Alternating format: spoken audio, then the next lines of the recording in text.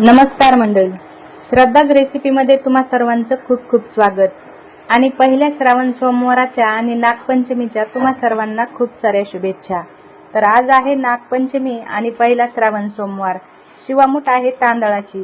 तर आम्ही ताट घेऊन गेलेलो आहोत महादेवाच्या मंदिरामध्ये पूजा करण्यासाठी।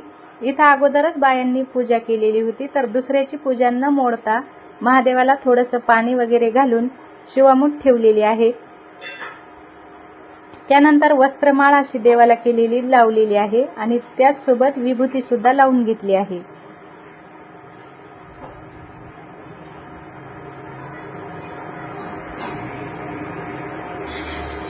नंतर ठेवलेले आहेत पांढरे फुलं, जे की महादेवाला अत्यंत प्रिय आहेत।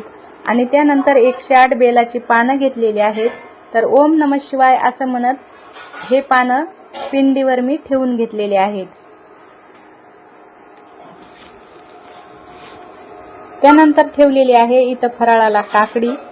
आणि आता आली दिव्याची बारी। तर इथं खूप सारी हवा असल्यामुळे दिवा काही लागत नव्हता, तर थोडासा साईडला घेऊन दिवा, कापूर आणि अगरबत्ती लावून घेतलेली आहे।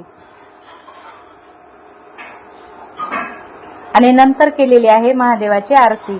तर अशी आमची छान पैकी पूजा संपन्न झालेली आहे।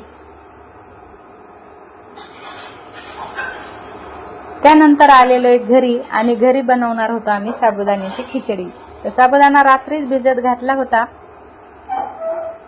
आणि इथं कढईत तेल गरम करून बारीक असे बटाटे कापून घेतलेले आहेत। त्यामध्ये थोडंसं मीठ टाकून बटाटे चांगले परतून घ्यायचे आहेत।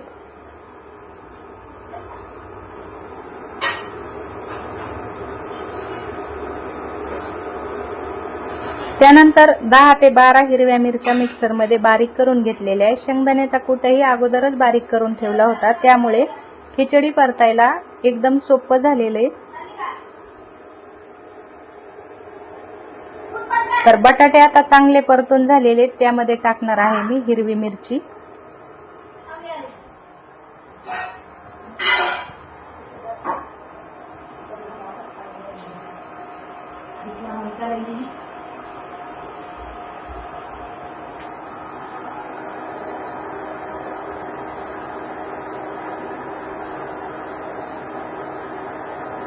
आणि आता टाकणार आहे साबुदाणा आणि शेंगदाण्याचा कूट। चांगला असा परतून घेणार आहे। मस्तपैकी अशी ही खिचडी बनवली होती साबुदाण्याची। व्हिडिओ आवडला तर व्हिडिओला लाईक करा, शेअर करा आणि चॅनलला सबस्क्राईब नसेल केलं तर नक्की सबस्क्राईब करा। परत भेटू पुढच्या व्हिडिओमध्ये। तो